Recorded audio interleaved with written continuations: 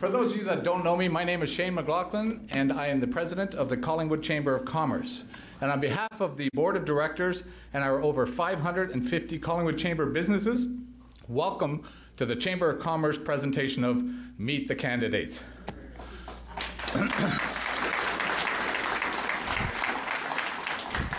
Unfortunately, due to fire regulations, you're the lucky people that get to hear everything and they don't, but they're going to be cursing us out there, so just remember that. Unfortunately, there was nothing we could do. We were at capacity. So, I'd like to introduce Trish Irwin. Trish is our general manager for the Chamber of Commerce, standing at the very back of the room. Trish is the one that organized this whole evening, so please give her a round of applause. Due to the great number of candidates running in this election, in the spirit of not keeping you here until 2 a.m., we decided to break this evening into two separate evenings. Tonight we are presenting the candidates for mayor and deputy mayor.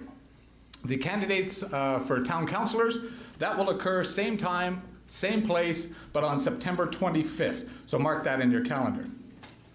Let me start by thanking each and every candidate for putting your name forward to serve your community.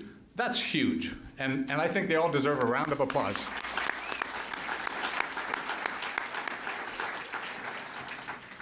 It should be noted that this evening is not meant to be a debate.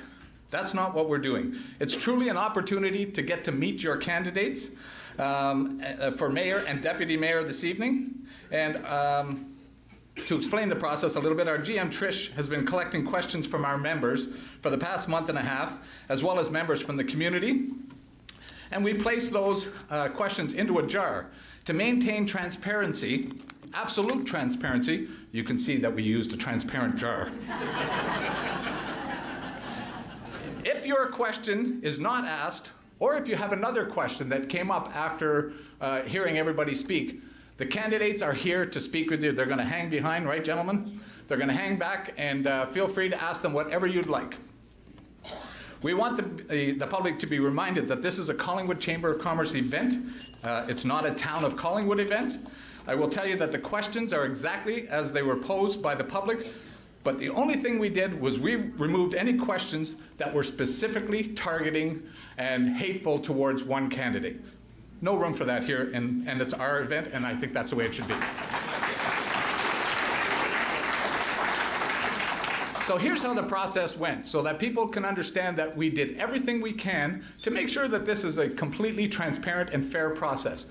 These gentlemen were given an opportunity to pull numbers 1 through 5 out of a jar. If they pulled number 1, they will be asked the first question.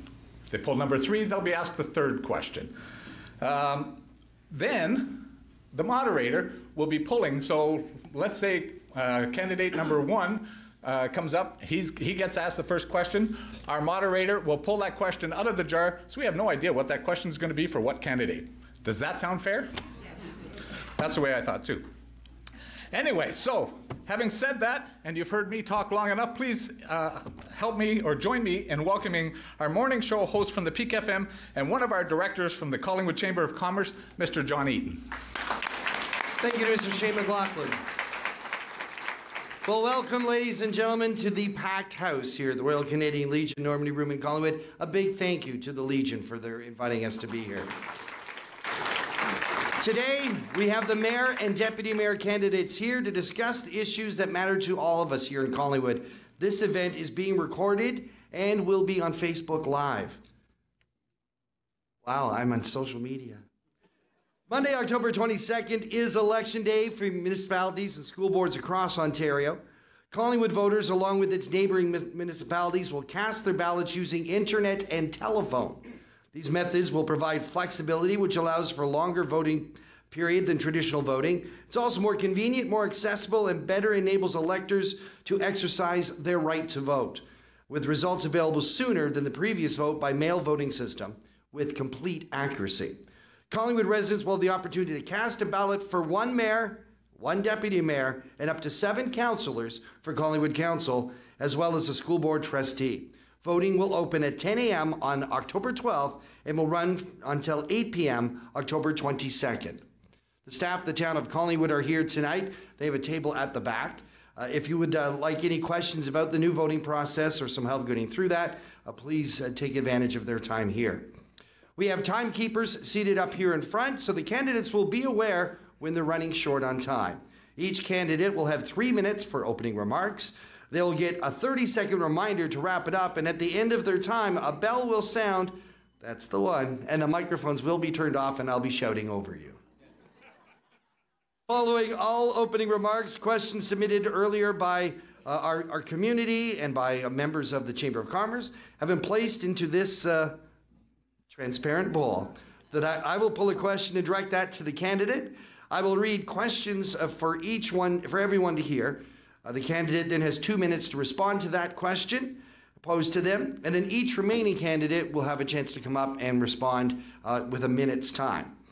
We have all the mayor candidates to do opening statements first, and then we'll have the deputy mayor candidates. So in order of speaking, as chosen by draw, we have Mr. Brian Saunderson.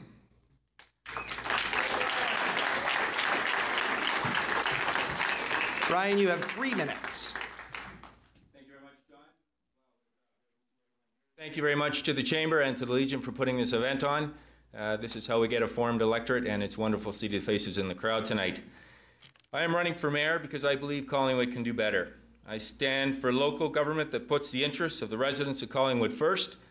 I believe that leadership is a key issue in this election, and that Collingwood, now more than ever, needs strong leadership with vision and experience to work with you and our community to make us proud, strong, healthy in every way.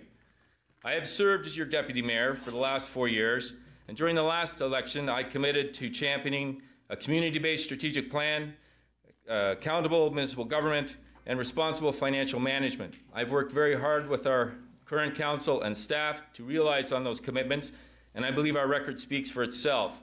This council has passed a comprehensive community-based strategic plan that identified your 5 priorities: accountable local government, public access to a revised waterfront, support for economic growth, healthy lifestyle, and culture and the arts. We have updated key governance processes, including the Code of Conduct and our procurement bylaw. We have implemented live streaming of all council and committee meetings, and we have recorded votes on all substantive issues. We have worked aggressively to address the town's financial security, and we have reduced debt from over $39 million in 2014 to less than $27 million today. That's the lowest it's been since 2007. We have approved 4 responsible budgets, limiting the annual tax increases to less than 1% per year, and we have implemented a capital levy to fund our asset management plan. We negotiated the sale of our remaining 50% interest in the Collis Power Stream, and we realized a 60% increase in the return on with a price of approximately $12.5 million versus the $8 million sale price in 2012. My vision for Collingwood is to build a community that is progressive, inclusive, and sustainable. I believe that effective leadership identifies the ambitions and priorities of the community and uses these priorities to engage, unite, and mobilize our community to make those a reality. To do this, the residents of Collingwood deserve a local government that is accessible and engages our residents in two-way dialogue, that is progressive and prepared to implement new initiatives like an environmental audit to ensure that we as a town are operating in a sustainable and affordable way, that advocates for our at-risk residents, our aging population, and our youth, that understands the pressures of growth and works proactively to ensure that we are managing that growth in a way that respects and preserves Collingwood's character and our green spaces. Recently, our community has made the national media for the wrong reasons. Let's turn that around. Let's give national media a reason to cover Collingwood for good things. Collingwood deserves strong leadership and has its hands-on experience in municipal and regional issues. You need strong leadership? Thank you, I believe I am that leader. We can do this together. Thank you. Our next candidate, Mr. Michael Blair. Mr. Blair, you have 3 minutes for an opening statement. Thank you. Is that working or am I working? I don't know if any of you noticed the T-33 in the parking lot out there, but for about 10 years in the RCAF, I used to fly those. And I last flew in 1974, so I'm giving you an idea how old I am, well past my best before date. Unlike Brian, and incidentally, if you didn't pick up his entire speech, I think it's verbatim on Rogers TV already from the speech he put on there a few days back, and so you can follow it there. In any event, we're fortunate here to have strong candidates for mayor. I don't think you'd be disappointed in any of the candidates. You don't know me, so you have the right to think you might be disappointed, but I think that John Trude and Brian Saunderson are very strong candidates. I'm not going to talk about things we did. I'm going to talk about things that I want to do. And first, anybody who's looked at their property tax bill in the last few years has seen it rise dramatically. Our taxes are 32% higher than they are in the town of Blue Mountains, and they're 24% higher than they are in Wasaga Beach, and there's no reason for that. This town has $43 million of cash and $27 million of debt. And while I laud the work the council did to reduce debt, it's like writing a check when you have that kind of a balance sheet. It's not a significant amount of work. It just is getting your mind in the right place. I'm a cyclist, and I'm in favor of greater cycling safety, so I'd like to see, as we manage our linear assets, making sure we have paved shoulders and where necessary cycling lanes. We have a lot of young families out there on the trails. We have a beautiful trail system, but we can continue to improve them, and safety has to be paramount in our minds. I noticed the town has a ban on short-term rentals like Airbnb, but on Airbnb, there's dozens and dozens of Collingwood places illegally listed. I think we need to license and regulate Airbnb so that we have the ability to make sure that they're not in every community, that only a certain number of them are allowed. The ones that are allowed are safe, have proper smoke detectors, have proper fire alarms, have proper parking, and they're not a nuisance to their neighborhoods. If you don't regulate them, you get the unregulated result. And those are like major items. Mayors can only do one thing. They can lead. My time is up? 30 seconds. Oh, the 30-second hand went up. All mayors can do is lead and recommend. They have one vote like everybody else on council. So this is a leadership job. It's a job of trying to bring people together.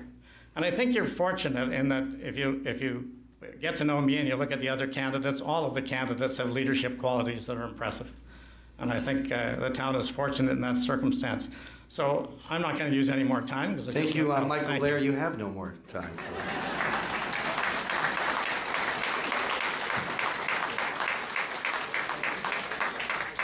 And last but not least of our mayor candidates, please welcome Mr. John Trude.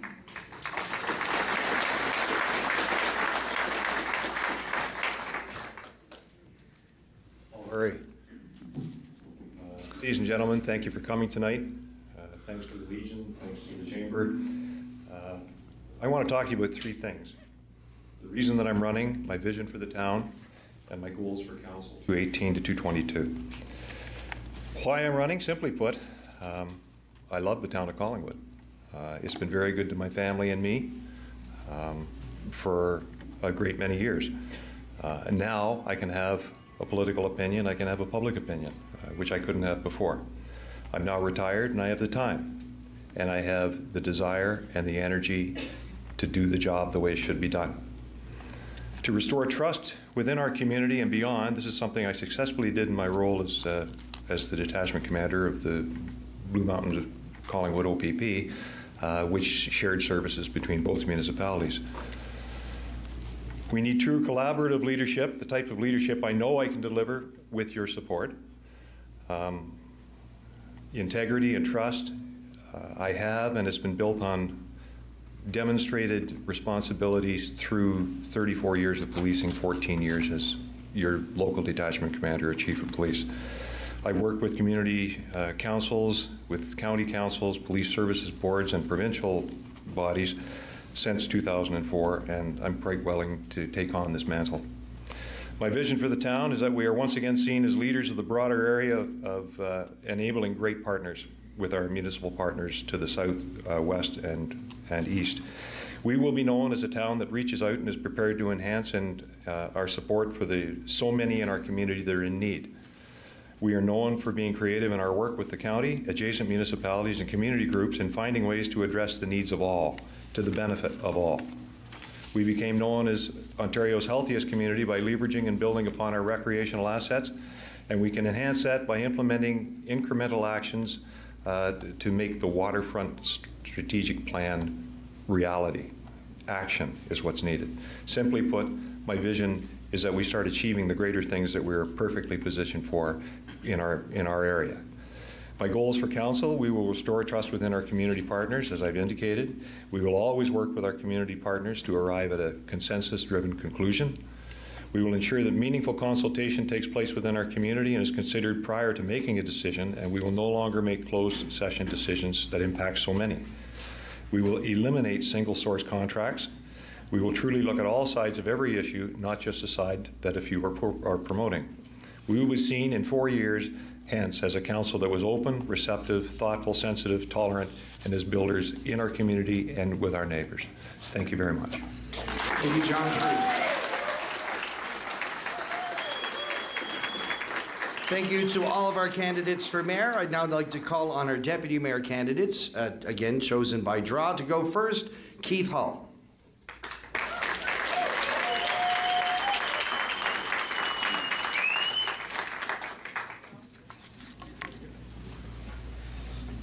Thanks, John. So it's a pleasure to be here this evening, and I appreciate you taking the time to listen to the 5 of us as we all vie for your vote in this election. I too would like to thank the Chamber of Commerce for organizing this evening's event, and the Royal Canadian Legion Branch 63 Collingwood for being our host. Tonight, you will likely hear from all of us use the words like sustainability, accountability, affordability, as they relate to a whole host of issues that are important to you. Now, I'm not suggesting that these words aren't important. In fact, they will provide you with a sense of the candidate's vision for the community. However, at the end of the day, what I think is most important in an elected official, and specifically a local official, is one's ability to make tough decisions that represent the best interest of the community as a whole and not the select few. When I was here in 2010 running for council, 2 key issues of the day were the Admiral Collingwood development and the location of the patios in our downtown. However, within a few months of taking office, these 2 issues were addressed, and over the balance of the term, we dealt with, among other issues, the initial 50% sale of Collis, a potential OLG casino, and the purchase of the 2 sprung structures for Central and Heritage Park. To the best of my knowledge, none of these issues were debated during the 2010 campaign. My point is that I believe we all have a sense of the key issues facing us today.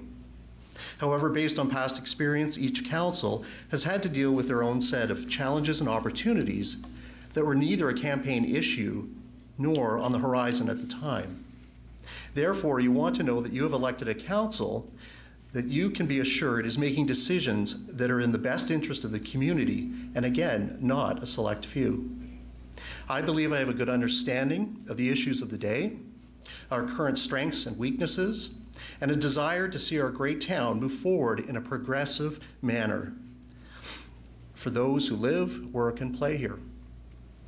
And based on my collective experience, through my professional career as a past municipal councillor, volunteer on several boards and committees, and through my experience of coaching my children in hockey, baseball, and other sports, I believe I have developed the skill sets and, in particular, the ability to make tough decisions in an effort to move our community forward. Issues come and go, but the ability to make tough decisions must be a constant. I look forward to answering your questions this evening and in the weeks ahead. In conclusion, I'm asking for your trust and confidence and the opportunity to represent you as your next Deputy Mayor and Simcoe County Councillor. Thank you. Thank you, Keith Hull. Our next Deputy Mayor candidate, Mr. Ian Chadwick.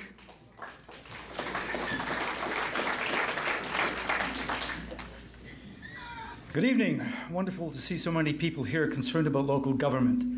And given the last 4 years, I think some of you have a right to be concerned. The word democracy comes from two Greek words. Demos means people, and kratos means rule or power. And I think a few politicians have forgotten about the people part. Because being elected means serving the best interests of the community as a whole and not using your power or position to pursue personal agendas. We're not here to dwell on the past. Collingwood needs to look to its future. As your deputy mayor, I will ensure we have an open, ethical council. We will rebuild public trust and restore our town's reputation. I will help develop balanced budgets to maintain our quality of life with the least impact on the taxpayer. I work very hard to keep taxes low and spending low as possible. As your deputy mayor, I will fully support our hospital's redevelopment, as council should do. I will help rebuild our regional relationships because regional cooperation is crucial to our own well-being. I will promote economic development, local jobs, industry retention, and attracting new businesses. I will support waterfront enhancement while maintaining our existing infrastructure, trails, and parks. But we cannot build anything new if we can't afford it. Because I believe the public has the right to participate in government and not simply observe its effects, I will champion the return of public advisory committees. I will encourage public consultation for all major decisions. And as your deputy mayor, my goal will always be open, accountable government that serves the greater good. Let me tell you a little bit about myself. I served 3 consecutive terms on council. I spent 12 years in local media covering regional politics and 2 decades on Collingwood's boards and committees. I currently serve on Simcoe County's Library, Museum, and Archives Board and on the Regional Source Water Protection Committee. For a decade, I owned and operated a local retail business where I learned financial management and careful budgeting. I managed communications for a nonprofit association that works with the province for municipal water systems. I'm an author of 4 published books. I've published many articles on municipal issues in Canadian magazines. I've taught courses on website design and media relations. I've volunteered for humane societies and the local Optimist Club. I'm an avid reader, and I even ran the local ukulele club. My name's Ian Chadwick. I have the experience and the knowledge to be your next deputy mayor. Thank you for your support. Thank you, Ian Chadwick. Well, there's now time to pose questions to our candidates. We will start with Brian Saunderson, the transparent jar. Dig deep, John. I'm going to dig deep. All right. What are your thoughts on the judicial inquiry relative to issues surrounding the past council and their decisions? And what will be your response to their findings? You have 2 minutes. Thank you for that question, John. And whoever sent that in. Did I spell that right? I think you did. Okay. Well, as you know, I'm a strong proponent of the judicial inquiry. And we will, if I am mayor, the council that I lead will absolutely take these recommendations very seriously. As I've said many times through this process, this was not something that arose at the 11th hour. It was not designed to be an election issue, and there aren't many politicians in the current council that would tell you it was their ideas to invest this type of money to have to sift through this problem at the 11th hour. We have been at this for many years now, going back to 2014 when we looked at the CPUSB, we looked at the shared service agreement, we looked at the relationship between Collis, Powerstream, and Collingwood, and there were large gaps in the paper trail and the rationale for how this deal was done. Bottom line is, all 4 or 5 candidates, including myself, have talked to you about our responsibility to account for you for your tax dollars. We have an annual budget of $82 million this year, $55 million operating, $27 million capital. Now, over the next 5 years, that's almost $500 million that this council will be investing on your behalf. A $1.5 million investment into looking how our corporate governance works is, in my opinion, an absolute necessity and a well-justified investment so that you can be sure that the money that is going through Town Hall and the decisions that are being made about the assets and how those monies are spent at Town Hall are be done properly. And it is extremely unfortunate that we're in this position to have to require an inquiry. But that's where we found ourselves, and this council, I think, made the courageous, proper decision to move forward with that inquiry.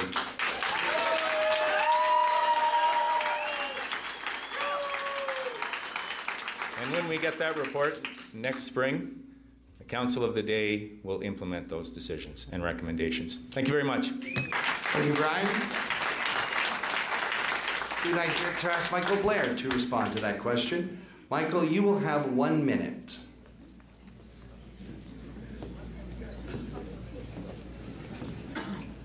It's way too late to argue about whether we should have a judicial inquiry or not an inquiry. We have one. It's going to produce a report.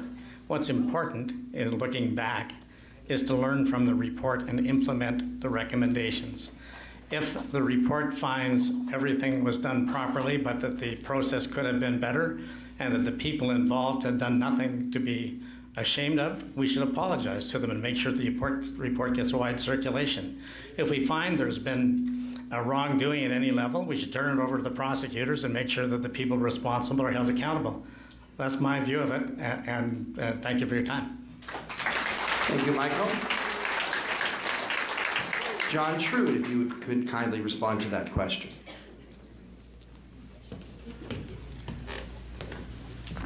In response to the question of the judicial review, my concern with the judicial review has always been the unknown price tag attached to it. 1.5 million is an estimate. It's by no means definitive. And again, I'm just not positive what's going to come out. Are we going to learn anything that we don't already know? That's my concern. But as Michael so correctly stated, the time to debate that is over. That decision has been made by this council, and it's going to happen. And it behooves the council coming in to take that review, examine the report, and implement all recommendations that Mr. Justice seems to think that that's what we should be doing. We're paying for it. We have to use it. That's my position. Thank you, John. Keith Hall.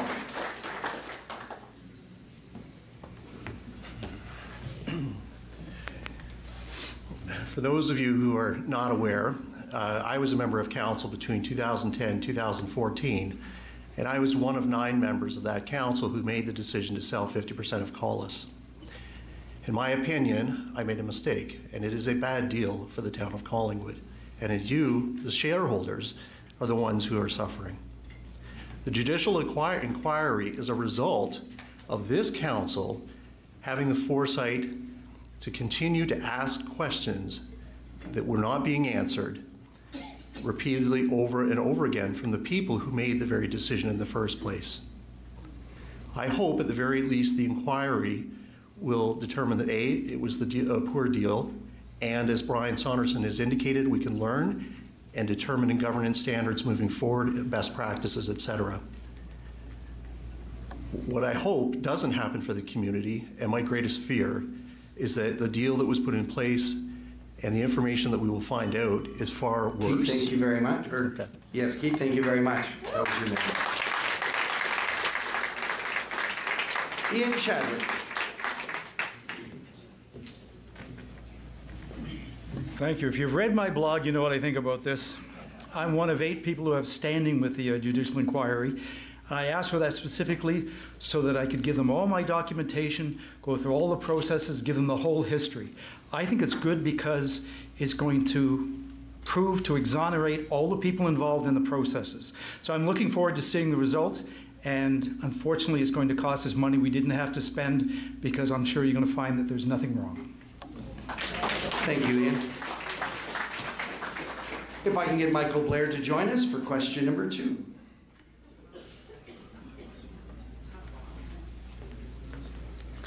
Well, this one's a long one.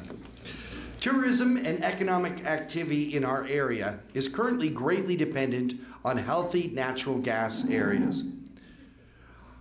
As Collingwood, or healthy natural areas, as Collingwood grows, we are losing some of the natural environment that makes our area attractive to the place we live, visit, and do business. What initiatives do you support that will protect the community asset of abundant, healthy natural areas? There is no doubt that the attractiveness of Collingwood is tied to its wonderful wetlands and greenlands and trail systems and its access to recreational parks and activities. Anybody that's been here for any length of time, that's what we know and that's what we love. So to protect it, my view is the only real protection that will have an effect is to make sure that we have a well-drafted and properly thought-through official plan with lots of public consultation. Because once it's in the official plan, developers are going to follow that and they're going to get what they want. So if you don't put it in the official plan and then enforce the plan, you can have uncontrolled development, and it can damage the attractiveness of our beautiful town.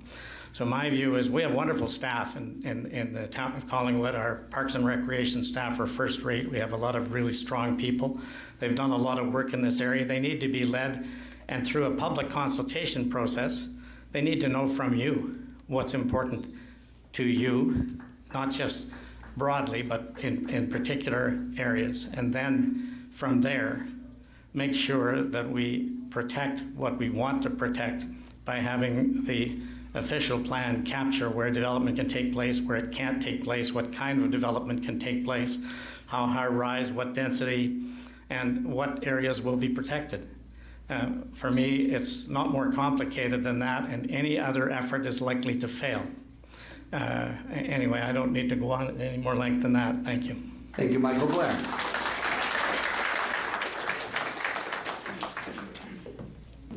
John Trude.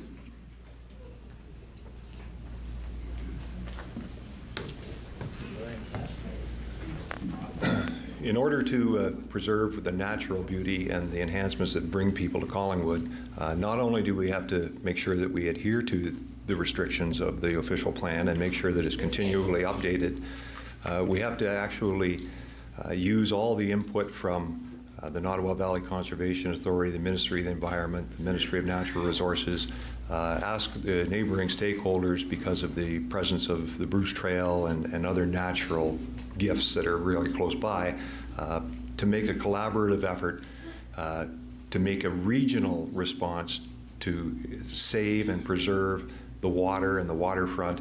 And of course, that includes the implementation of the Waterfront Master Plan, which again will bring more people to enjoy the natural amenities that we have. Thank you, John Trude. Keith Hall. John, the word tourism was in the first part of the question. Correct. I think that's the key right there. The answer to the question really is that we've got to be addressing the issue from a regional perspective. Tourism is a driving force not only of our economy, but of who we are as a municipality and the region as a whole.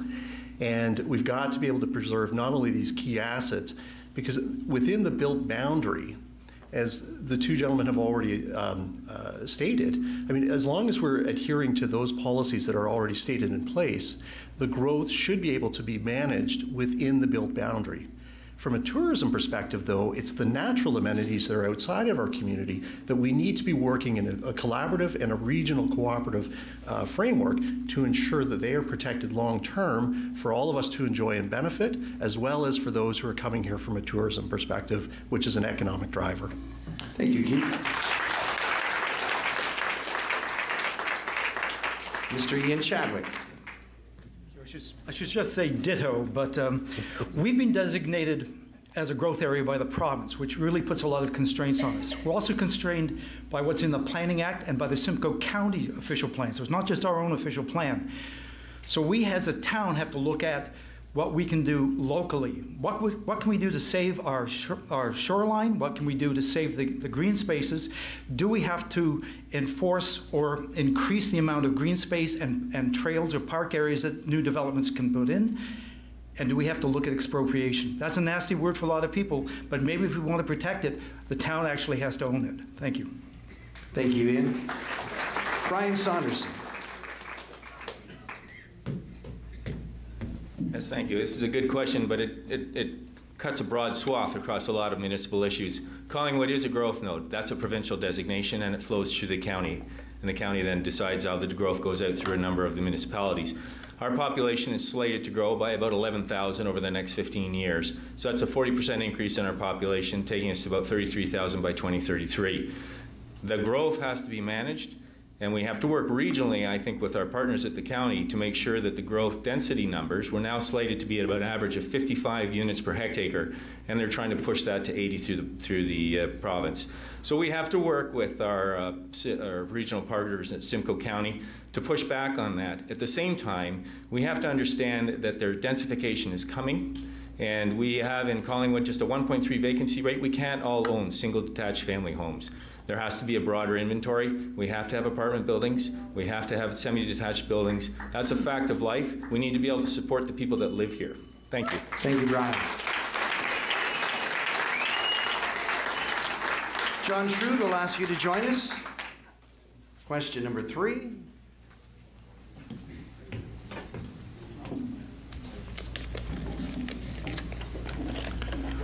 With growth of population, are you concerned about preserving Collingwood's natural beauty, environment, trees, animals, pollution, traffic, etc.? It's a very similar question. Any complaints if I draw another one? Yep, thank you. Must be on a lot of people's minds, I guess. What is your vision for Collingwood for 10 years from now? How will you support that vision within your decision-making on council? Well, as my learned compatriot down there said, in 10 years we're going to be estimated or projected to be 31,000 people or so. And that's not considering what's going to happen in our neighboring municipalities, which will always have an impact on what we do. We're the commercial center for shopping, for grocery shopping, for entertainment, for restaurants. So that flowing back and forth across municipal lines they're very artificial, and a lot of people just don't pay a lot of attention to them. So where I see us in 10 years is, again, we have to implement the waterfront master plan, which not only refers to recreation, but it also refers to the maintenance and the preserving of waterfront property. There's about 52 kilometers of waterfront property within the municipality of Collingwood. Not to mention the Silver Creek, the Pretty River, the Battle Creek, and the Black Ash Creek. They're all waterways, and they all have their own unique ecostructure.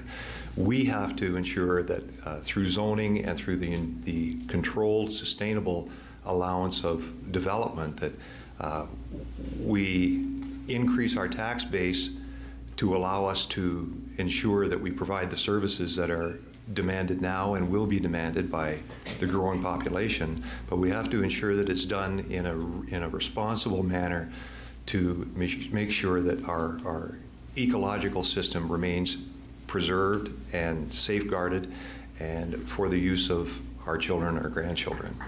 Thank you, John Trude. Keith Hall.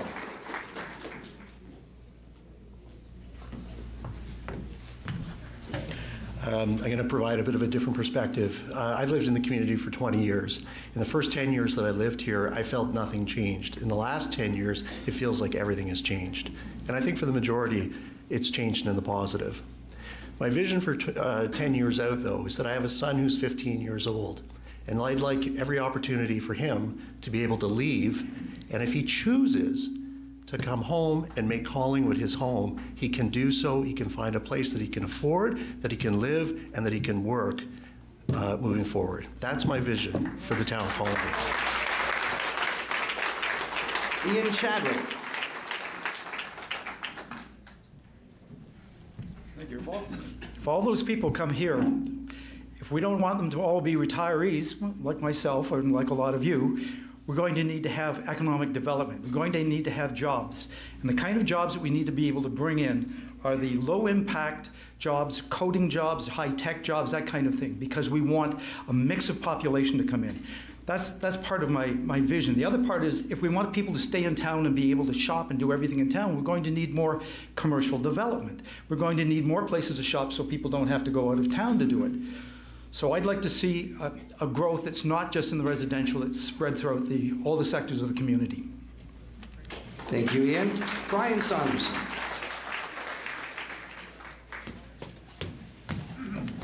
Well, my vision really is to implement the community-based strategic plan that identified your 5 priorities. So accountable local government, economic development, revitalized waterfront, arts and culture, and healthy lifestyles. Moving that out 10 years down the road, it touches a lot on what you've just heard. We want a community that is affordable, sustainable, and attainable for our young and for other demographics. We can't just grow. We're growing now. We have a slightly larger demographic of the retirees, and we're tracking that above the national and provincial average so that over time that lopsidedness will increase. We need to work on developing our community so that we're healthy, strong, and proud in every way. We need economic development that focuses on multiple industries, not just large industries. We have Agnora, Sensor Tech. We have some great success stories. We've got WordJack, Reality Smash, Switch Video, getting into the high-tech sector. We need to develop an economy that can support our residents as we move forward to supply a standard of living that keeps us all going and retain our attraction. Thank you, Brian Somerset. Mr. Michael Blair.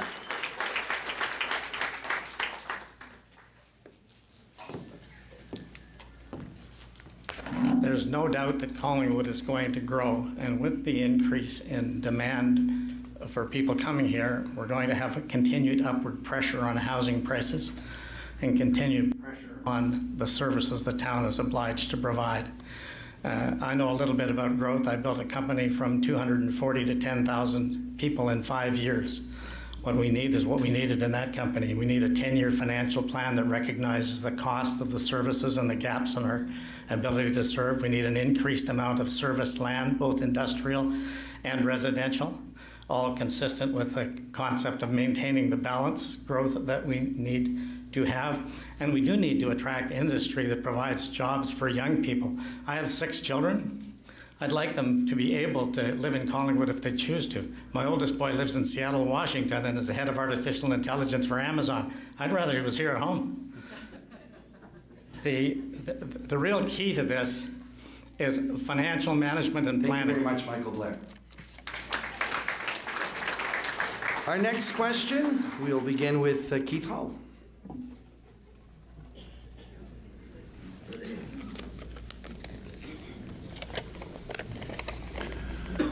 Current council have passed new housing developments that are being built which help pay for the infrastructure.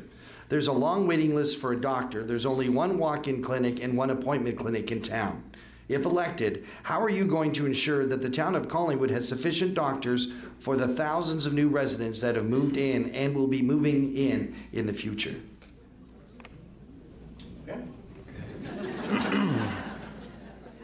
I'll be the first to admit that's not a question that I had on my list, not to suggest it's not important.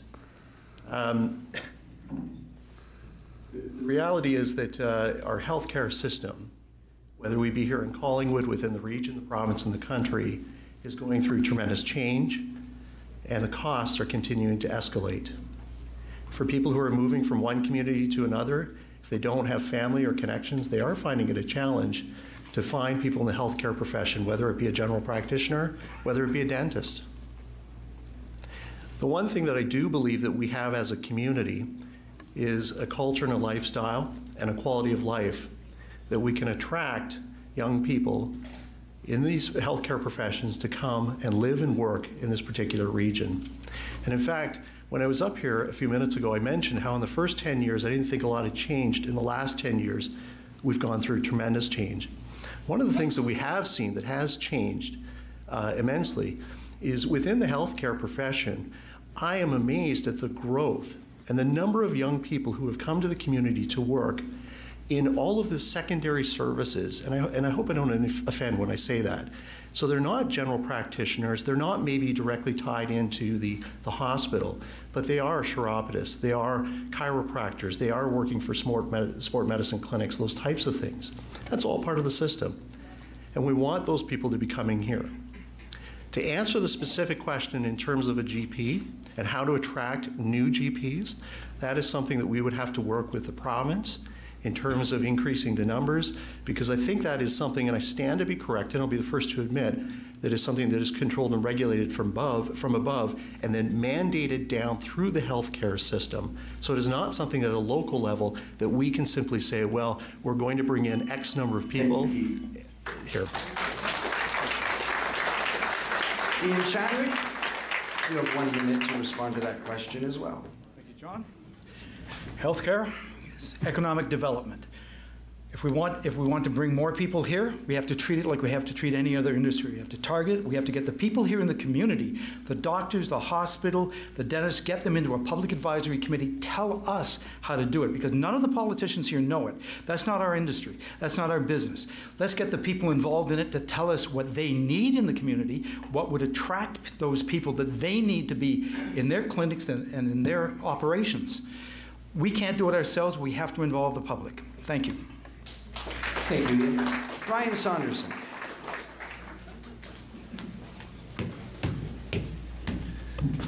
Thank you, John. And that is one of our healthy lifestyles, is one of our 5 priorities for you. So adequate healthcare services, whether it be to physicians or support structures and supporting players like chiropodists, druggists, pharmacists, and that sort of thing. They are all linked together.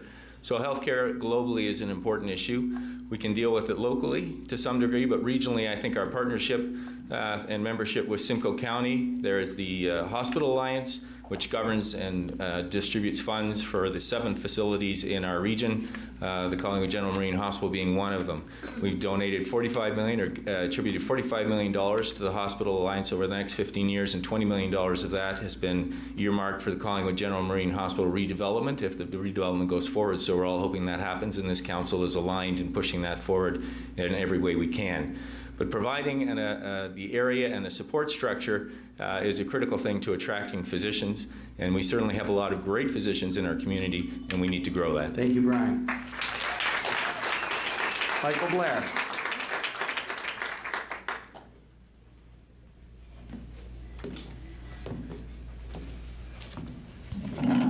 I think the most important thing we can do to attract more physicians as our population grows is to get on with promoting and constructing our new hospital. Basically, doctors need, even GPs need a place to practice. You get young families moving here, they need to be able to afford a home, they need to have a place where they can have their children. And if you're a skier like me, you spend a lot of time in the ER. More time than I'd like to remember. But first and foremost, a modern hospital will attract doctors to the area. The other attractions are already here. It's a wonderful place to live. They need a place to practice.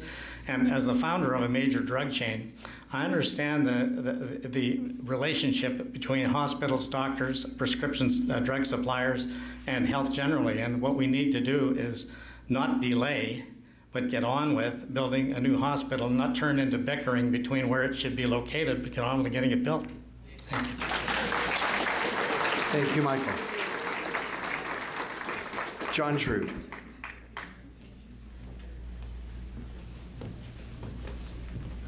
My understanding is that the number of doctors in a municipality is controlled by the province, and they're designated as growth areas or they're not growth areas, and apparently for whatever reason Collingwood's not a growth area. However, Wasaga Beach is.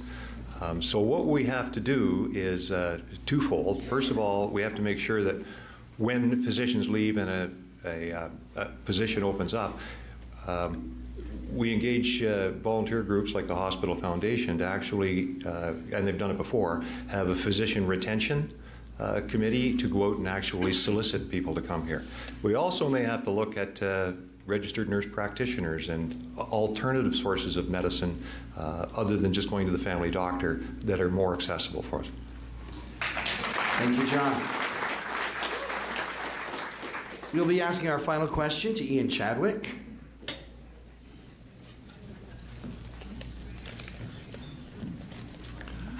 Regarding the terminals, given the recent engineers' report with attached cost estimates and the polarizing nature of the terminals, would you move to have a town referendum on this issue with costs presented for each option? Tough question. Yes, basically. As I've said several times tonight, public consultation is the key to all major decisions. The council can't just do it itself. We have to find out what the people want, whether they're willing to invest in it. The terminals cost us, I think it's about $400,000 a year to maintain. To tear them down, I believe it was about $5 million, and to restore them, it was somewhere between $8 and $10 or more million. We have to find out whether or not the people are willing to commit to that amount of money, what they want out of it. I personally think they're iconic. I would hate to have a waterfront that didn't have the terminals on them. I'd like to see them fixed up, but I'd also like to see if we could get into a public-private partnership somehow to do something else with them. I don't know whether it could be turned into condos or a hotel or anything like that, but I'd like to see some better solutions coming forward about it. But I personally would like to keep them, and I think most of us here would really miss them if they're not on the waterfront. Thank you, Ian. Brian Saunderson.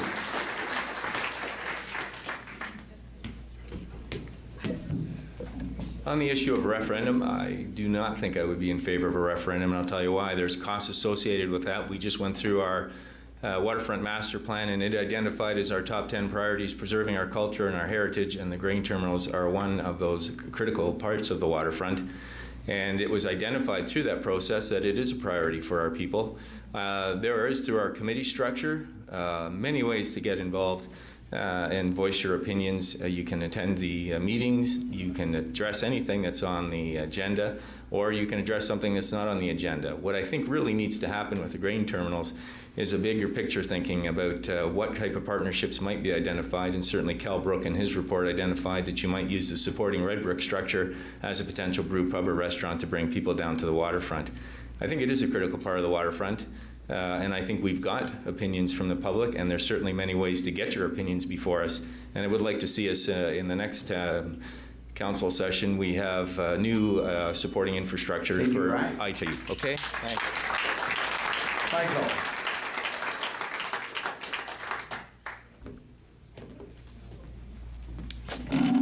I think it's important we all recognize the terminals today have become an eyesore and a health hazard. Something needs to be done with them. And my view is the solution does not involve, or can involve, if the town wants to, spending $10 million of taxpayers' money to turn them back into functioning terminals. We're not going into the grain shipping business. The development of the terminal and their iconic appearance is what we want to keep. And so having a developer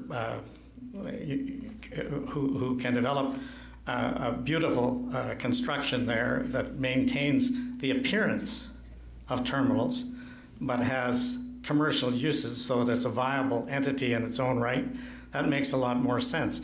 And I agree with the other speakers that to really come to grips with it, we need to harness the energy and the thoughts of the people in the town, like the group that's assembled here. But leaving it like it is, where it's full of asbestos, it's full of lead, it's a breeding ground for bats that might be rabid, and it's starting to look pretty sad. Thank you, Michael. That's not the answer. John True.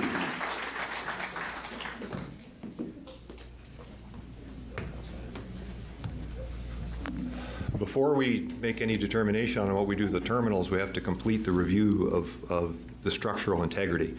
The piers underneath the terminals have to be examined to see whether or not they support keeping it or not. And there's the possible contamination of the land just to the north of the terminals that may be an impediment to whatever's going to happen down there. I think if there was going to be a referendum, it would have to be only in the case where the decision was made to get rid of the terminals, like tear them down. In other instances, I much prefer the idea of a public-private partnership with the maintenance of the iconic feature of the terminals facing the town of Collingwood and some other structure 50-50 on the other side that would provide a tax income, solidify the building, and make use of the area that's out there. Thank you. Thank you, John. Keith Hall.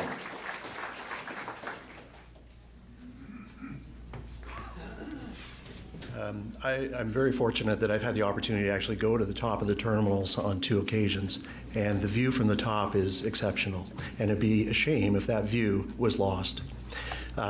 So that said, I'd love to see the terminals maintained and enhanced with a future opportunity.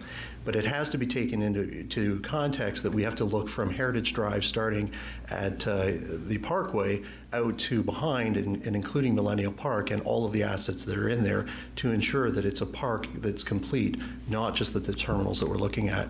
specific to a referendum, not in favor of referendums, period, simply because where do you draw the line as to what issue? What's the issue that is going to have a referendum versus another? You're electing people to represent you.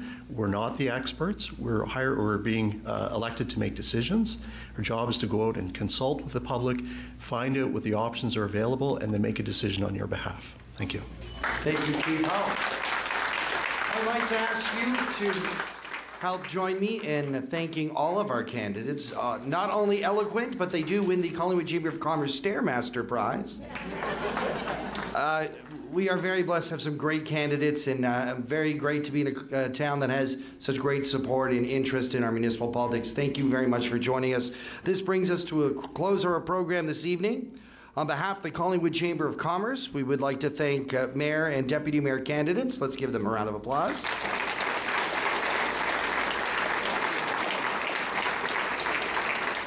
And also the dedicated membership of our Collingwood Chamber of Commerce. And please join us for the All Candidates meeting September 25th right here at the Royal Canadian Legion. Shane, do you have any final words? Our President, Shane McLaughlin. I just wanted to remind everybody, this went fairly quickly, and that's great. You now have an opportunity. The candidates are going to stick around for a little bit, so any question that you feel wasn't answered or should have been asked, please take the time to do that. And lastly, can you give me a round of applause for John Eaton, our moderator? Thank you, John.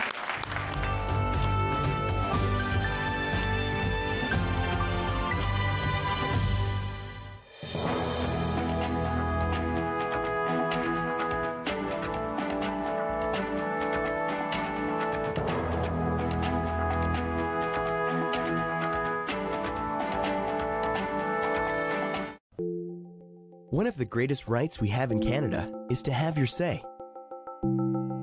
In Ontario, this right is one of the pillars that ensures democracy in our local municipal and school board elections. It gives you the freedom of choice and a voice to your opinions in choosing the municipal and school board representatives in your community. If you are at least 18 years of age, a Canadian citizen, and a resident of or own property in Ontario, you can participate in your local municipal and school board elections this fall. One way to make this process more efficient is to verify that your name is on the preliminary list of electors used to prepare the voters list for Election Day. You can confirm or update your information conveniently at voterlookup.ca. The process is just 3 simple steps and should only take you a few minutes to complete. First, fill in your personal details. Next, select the options that best describe your situation. The system will confirm your elector status and/or prompt you for additional information if required. And finally, verify and save your information. It's as simple as that. So remember, have your say. Log on today.